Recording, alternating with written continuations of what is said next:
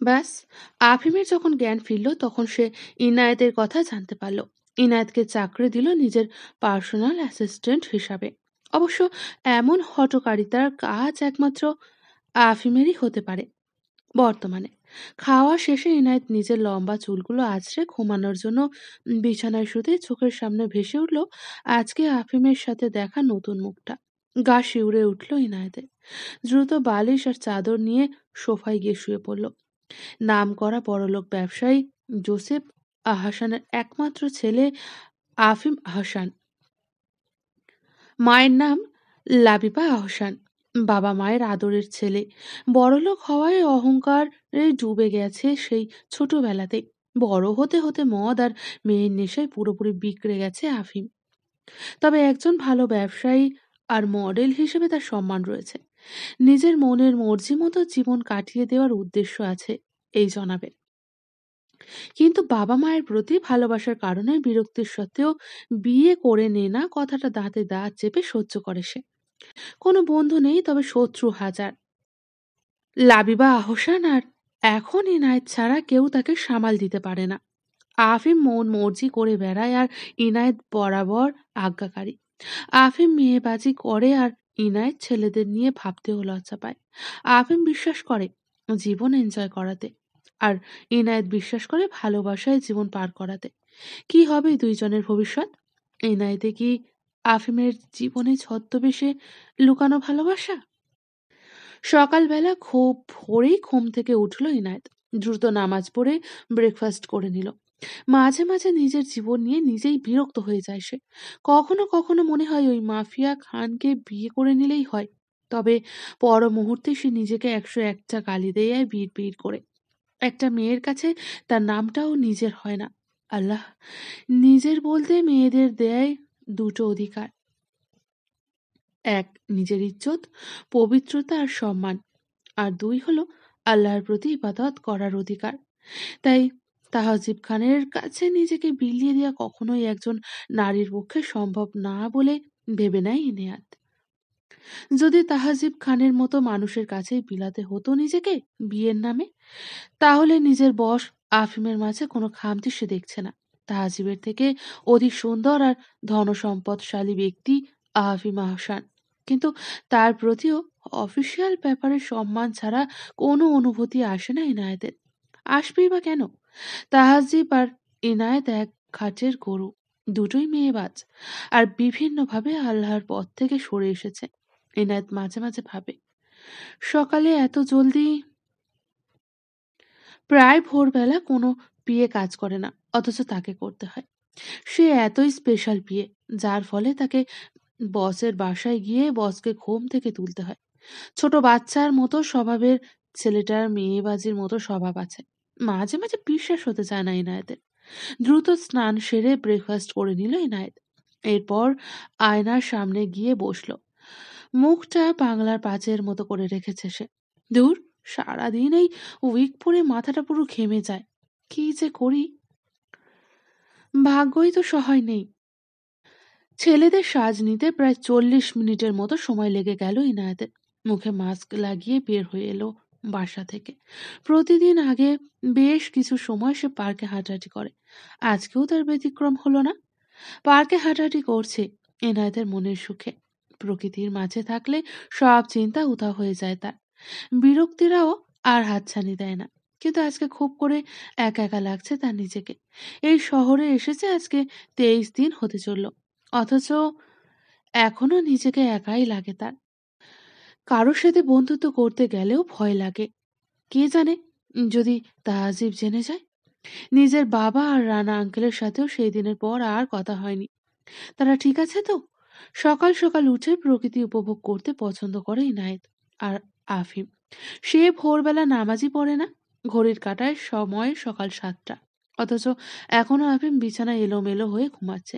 আফিমের বাবা মা ট্রিপের জন্য লন্ডনে গিয়েছেন, তাই ইনায়েতকেই এসে তুলে দিতে হবে আফিমকে।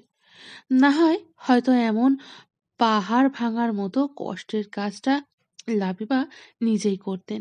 মহান সৃষ্টিকর্তার কি মর্জি তা তিনিই জানেন। এইদিকে তার অনুগত বান্দা, আর অন্যদিকে তার পথবিচ্যুত এক মানব। একদিকে নতুন শহরে এনায়েতের একাকিত্ব, আফিমের অগোছালো জীবন। অন্য শহরে তাহাজিব এই সকাল সকাল গান হাতে দাঁড়িয়ে আছে বাগানে। রক্ত লাল চোখ দেখেই বুকের ভেতরটা কেঁপে উঠল সবার। বন্দুকের নল থেকে নির্গত মৃদু ধোঁয়া জানান দিচ্ছে সদ্য কারোর প্রাণ হারানোর। তাহাজিবের সামনের বাগানের ঘাসের উপর নিথর দেহ পড়ে আছে তিনটি।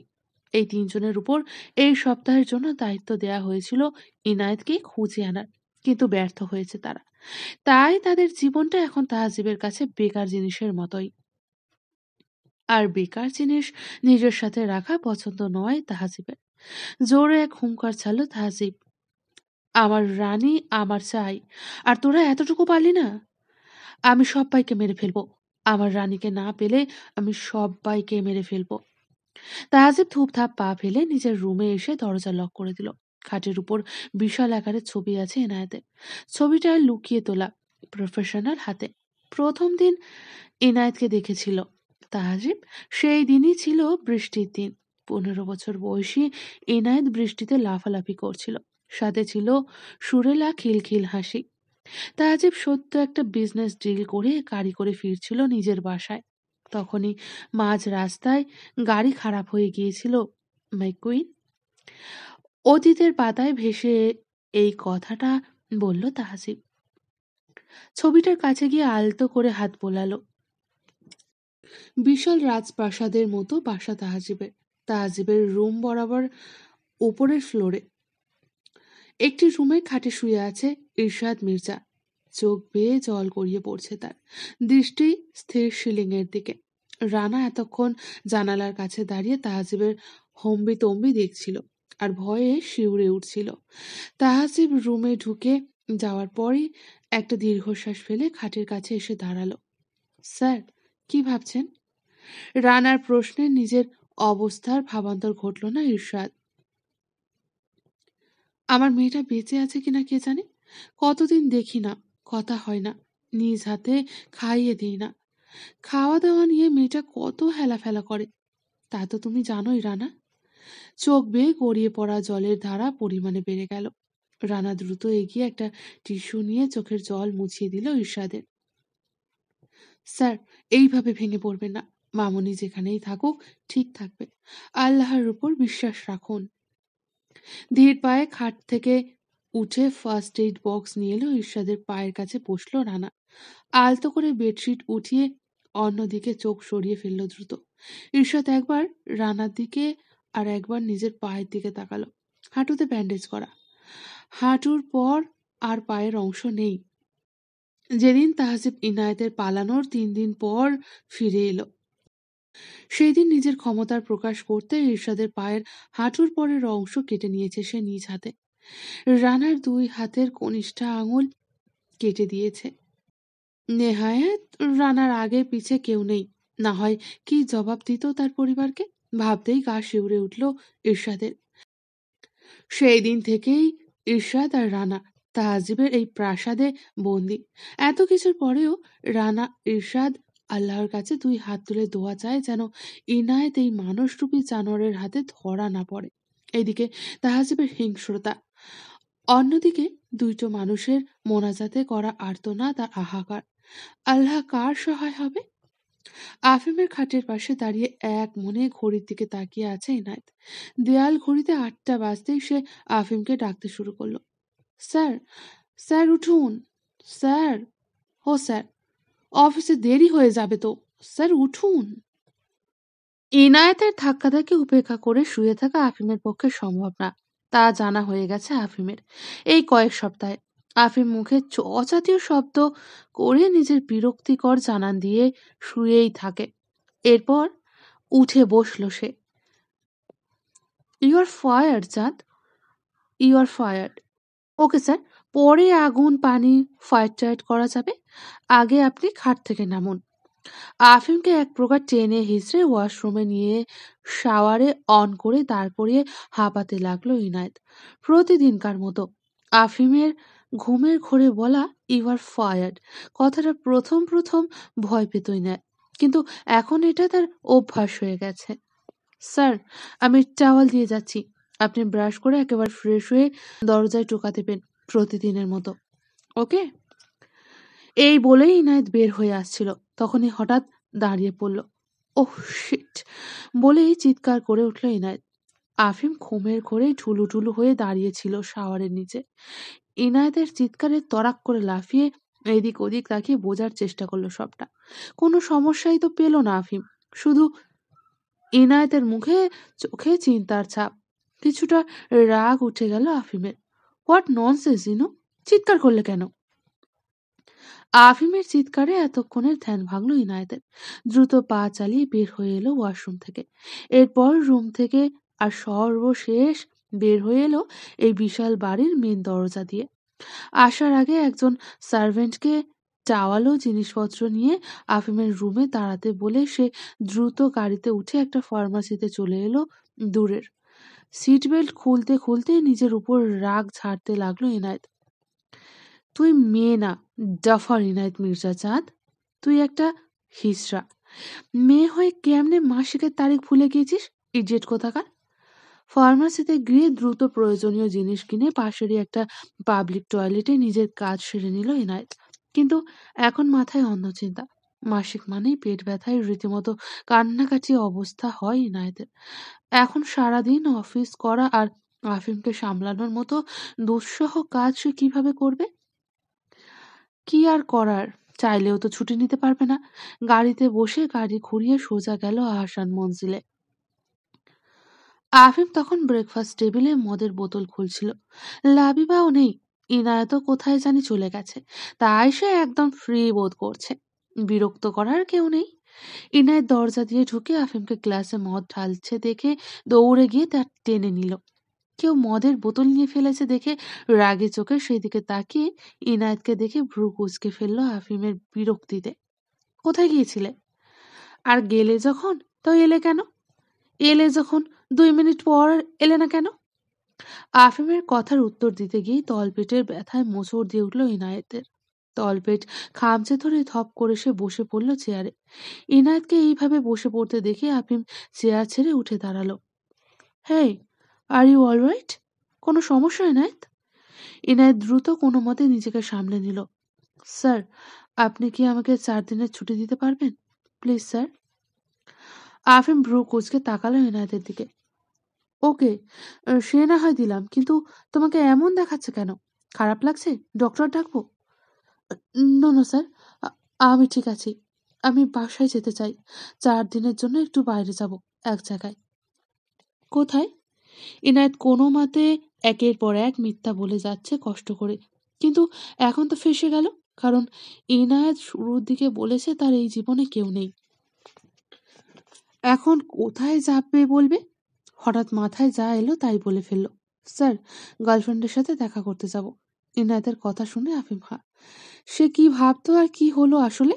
সে ভাবতো ইনায়েত গিয়ে হবে হয়তো, কিন্তু এখানে যে তার গার্লফ্রেন্ড আছে সেটা কে জানতো? ওকে, কালকে থেকে 4 দিনের ছুটি তোমার। না না স্যার, আজকেই লাগবে ছুটি। পেট খামচে ধরে উত্তর দিল ইনায়েত। আফিম ভ্রু কুঁচকে পেট খামচে থাকা হাতের দিকে তাকালো।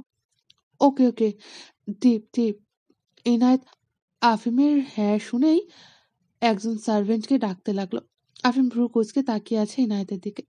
সেকেন্ডের মধ্যেই দীপ হাজির হলো ইনায়েতের সামনে। Yes sir. আমার নাম্বার আছে তো তোমার কাছে? Yes sir. ঘরে যদি তোমার স্যার কোনো অনিয়ম করে আমাকে কল করবে। ব্রেকফাস্ট, লাঞ্চ, ডিনার যদি না করে, মদ যদি অথবা বোতল বেশি খায়, তাহলে সোজা আমাকে কল করবে, ওকে? Okay sir. দীপ চলে গেল, আর আফিম বিরক্তিকর দৃষ্টি নিয়ে তাকিয়ে আছে। What is this? আপনার অফিস রুমের সিসি ক্যামেরার সাথে আমার মোবাইল কানেক্ট করা আছে, তাই অফিসের খেয়াল আমি নিজেই রাখতে পারবো। কোনো অনিয়ম হলেই কল করব। রিসিভ না হলে বিরক্ত করতে বাধ্য হব স্যার। বাই। ইনাই দ্রুত পেট চেপে বের হয়ে এলো বাসা থেকে। গাড়িতে বসে দ্রুত গাড়ি চালিয়ে ইনায়েত চাললো বাসার উদ্দেশ্যে। আফিম দরজার দিকে তাকিয়ে টেবিলে বসতেই মদের বোতলের দিকে চোখ গেল তার। মদের বোতলটা হাত বাড়িয়ে নিতে যাবে, তখনই মোবাইলের শব্দ বেজে উঠল। আফিম বিরক্তিতে ভ্রু কুঁচকিয়ে ফোনের দিকে তাকিয়ে দেখলো ইনায়েতের কল। রিসিভ করলো আফিম। হ্যালো, কি আবার? মদের বোতলটা রাখুন স্যার। হোয়াট? তুমি কিভাবে জানলে? আমি আপনাকে ভালোভাবেই চিনি স্যার। আফিম বিরক্ত নিয়ে ফোন কেটে মদের বোতলটা দূরে ঠেলে সরিয়ে দিল। এই ছেলে কি জাদুকর নাকি? বিরক্তিকর একটা। দীপ ব্রেকফাস্ট নিয়ে আসলো আর আফিম বিরক্তি নিয়েই খাওয়া শুরু করলো। ইনায়েতের কথা নড়চড় করলে যদি ইনায়েতের কানে যায়, তাহলে তা লাবিবার কানে যাবে। মায়ের কাছে বকা শোনার কোনো ইচ্ছা নেই আফিমের। আফিম, তাহাসিব আর ইনায়েত, তিনজনের ভবিষ্যৎ অনিশ্চিত। কতদিন চলবে ইনায়েতের ছেলের সাজবার খেলটা? কতদিন তাহাসিব ইনায়েতের জন্য পাগলামি করবে? আর আফিম কি জানবে ইনায়েতের কথা? বিরক্তি নিয়ে মিটিং রুম থেকে বের হয়ে এলো আফিম। ইনায়েতের অভাব সে বেশ ভালো করেই বুঝতে পারছে। একটা দিনও পার হয়নি ইনায়েতের ছুটি নেওয়াতে, অথচ আফিমের মনে হচ্ছে কতদিন হয়ে গেছে। অফিসের সব কাজ ইনায়েত দেখে নিত, এখন আফিমকে দেখতে হচ্ছে। ফাইলস আর কাগজি কাজ সব শুধু সাইন করার জন্য আফিমের কাছে আসতো, বাদ বাকি চেকিং ইনায়েতই করতো। কিন্তু এখন আফিমের টেবিল জুড়ে শুধু ফাইল জমেছে। আফিমের কফি, ল্যাপটপের ফাইলগুলো, পুরো রুম, টাইমের মধ্যে লাঞ্চ, সবকিছু ইনায়েত 3টা সপ্তাহ এমনভাবে গুছিয়ে খেয়াল রেখেছে যে অফিসটাই এখন ইনায়েতের বলেই মনে হচ্ছে আফিমের। এত প্রেসারে সে বিরক্ত। নিজের কেবিনে ঢুকে সফট মিউজিক ছেড়ে দিল মৃদু আওয়াজে। আফিমের কেবিনেও গেস্টের কথা ভেবে একটা মিনি বার রাখা হয়েছে। যদিও এখানকার বেশিরভাগ মদের বোতল আগেই আফিম শেষ করত আর মাতাল হয়ে পড়ে থাকতো কেবিনের কোনায়। কিন্তু গত 3 সপ্তাহে ইনায়েত বাসায় ছাড়া তাকে আর কোথাও মদ খেয়ে মাতলামি করতে দেয়নি, যার ফলে আফিমের সম্পর্কে বদনামিগুলো অনেকাংশেই কমে এসেছে। বিজনেসে তার ভালো এফেক্ট দেখা দিয়েছে। ইস! ছেলেটার কেন যে গার্লফ্রেন্ড জুটলো? আমার পুরা লাইফ শিডিউল নড়বড়ে হয়ে গেছে। মাথা চেপে ধরে নিজেকে নিজেই শুনিয়ে বলল কথাগুলো। চেয়ারে বসে আফিম চোখ খুলে একবার মিনি বারের দিকে তাকালো। তারপর ধীর পায়ে এগিয়ে গিয়ে একটা গ্লাস নিয়ে মদের বোতল খুলতে লাগলো। তখনই মোবাইলের রিং হলো। বুঝতে আর বাকি নেই, কলটা ইনায়েতের। মদের বোতলটা আবারও সেখানটায় রেখে টেবিলের উপর থাকা জুসের ঢাকনা দিয়ে রাখা গ্লাসটা তুলে নিল। সিসি ক্যামেরার দিকে তাকিয়ে গ্লাস উঁচু করে ধরে বলল, দেখো, খাচ্ছি জুস, মদ খাচ্ছি না। শান্তি। নাক মুখ কুঁচকে আপেলের জুসটা খেয়ে নিল আফিম। এরপর গায়ের কোটটা খুলে চেয়ারে রেখে শার্টের হাতা ফোল্ড করে ফাইল নিয়ে বসলো। একের পর এক চেক করতে থাকলো। প্রায় দুপুর 1টার দিকে মোবাইলের রিংটোনটা বেজে উঠলো আফিমের। আফিমের কাজে এতটাই ডুবে গিয়েছিল যে সে প্রথমবার কলটা খেয়াল করেনি। দ্বিতীয়বারের কল সে বিরক্ত হয়ে চ জাতীয় আওয়াজ করে তাকালো মোবাইলের দিকে। রিং হতে হতে কেটে গেল। তখনই দরজায় কেউ টোকা দিল। Come in. বিরক্তি নিয়ে বলল আফিম। রুমের ভিতর ঢুকলো দীপ, তার হাতে লাঞ্চ বক্স। আফিম দীপকে এখানে দেখে ভ্রু কুঁচকিয়ে ফেলল সে। পরক্ষণেই লাঞ্চ বক্স দেখে মৃদু হাসল। এই ছেলেটা আসলেই অসাধারণ, ব্যাপারটা আবারও উপলব্ধি করল সে। মোবাইল জোর শব্দে আবারও বেজে উঠল। আফিম হাত বাড়িয়ে মোবাইল নিল। এনায়েতের নাম জল জল করছে স্ক্রিনে। আফিম মৃদু হেসে কল রিসিভ করলো। হ্যালো, আপনার খাবার চলে এসেছে স্যার, খেয়ে নিন। হুম। অফিসে না এসেও জ্বালাতে ভুলছো না ভাই। আমার জীবনটা তুমি কখন ছাড়বে ইনায়েত? স্যার, যেদিন লাবিবা ম্যাম আপনাকে বিয়ে দিয়ে আমাকে মুক্তি দেবে। হেই, ভালো কথা মনে পড়েছে। তোমার কোনো বোন-টোন আছে বা কাজিন যে তোমার স্বভাবের? কেন স্যার? না মানে, বিয়েটা সেরে নিতাম আরকি। অন্ততপক্ষে কয়েকদিন অফিস আসা লাগতো না। সরি স্যার, আমি আমার ব্যবসায়ী বড়লোক বাবার অনেক আদরের একমাত্র রাজকন্যা। নো বোন, নো কাজিন, আর আনফরচুনেটলি নো ফ্রেন্ডস। ইনায়েতের কথা শুনে চোখ বড় বড় হয়ে গেল আবিবের। বড়লোক ব্যবসায়ী, রাজকন্যা, মানে কি এসবে? স্যার, আমি আমার সিগন্যাল অপর পাশ থেকে ফোনটা কেটে গেল চট করে। আফিম ভ্রু কুঁচকে তাকিয়ে রইল মোবাইলের দিকে। ইনায়েতের কথাগুলোর মানে বুঝল না সে কিছুই। অবশ্য ইনায়েত মানে ছাড়া এমন হাজারটা কথা হুটহাট প্রায় বলে ফেলে। এইসবই ভাবছিল আফিম। তখনই দ্বীপের ডাক দিল। স্যার, খাবার রেডি, খেয়ে নিন। হ্যাঁ, হুম, খেয়ে নিচ্ছি। মাথার সব চিন্তা ছেড়ে খেতে বসলো আফিম। চামচটা তুলে সিসি ক্যামেরায় দেখলো যে সে খাওয়া স্টার্ট করেছে। আজকে সারাদিন পেট ব্যথায় পুরো খাট গড়াগড়ি করে কাটিয়েছে এনায়েত। আবার পাশাপাশি খেয়ালও রেখেছে আফিমের দিকে। আফিমের জন্য তার বিশেষ কোনো মাথা ব্যথা নেই। আফিমকে নিয়ে সে সবসময় ব্যস্ত থাকে লাবিবার জন্য। খুব ছোটবেলায় মাকে হারিয়েছে ইনায়েত। ইরশাদ সবসময় তাকে ভালোবাসা ও স্নেহে মুড়িয়ে রাখলেও কোনো দিক দিয়ে ঠিকই একটা মায়ের কমতি সে অনুভব করেছে সারাটা জীবন। যদিও কাউকে বুঝতে দেয়নি সেই বিষয়টি। আফিমকে বাঁচানোর পর যখন লাবিবার সাথে দেখা হলো, তখন যেন বুঝলো সে কমতিটা খুব করে। অফিসের কাজে প্রায় তাকে যেতে হয়েছে আফিমের বাসায়। তখন সে আফিমকে নিয়ে অত বেশি নাক গলাতো না। এমনি বস আর পীরের সম্পর্ক ছিল। কিন্তু লাবিবার সাথে দেখা হতে থাকায় লাবিবার প্রতি দুর্বল হয়ে পড়ে ইনায়েত। লাবিবারও স্নেহ, মায়া, মমতায় তৈরি হলো এই ইনায়েতের প্রতি।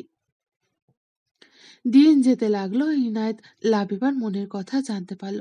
লাবিবার মনে সারাদিন আফিমকে নিয়ে কষ্ট সহ্য হলো না ইনায়েতের। তাই তো সে আফিমের ব্যাপারে এখন এতটা মাথা ঘামায়। আফিমকে কোনোভাবে যদি সে ঠিক করতে পারে তাহলে লাবিবা খুশি হবে। ভাগ্যিস জলদি ফোনটা কেটে দিয়েছিল। চাঁদ, তোকে আরো সতর্ক হতে হবে। আরো সতর্ক হতেই হবে। নিজেকে নিজে কথাটা বলল ইনায়েত। কোনো ধরনের ভুল সে করতে ইচ্ছুক না।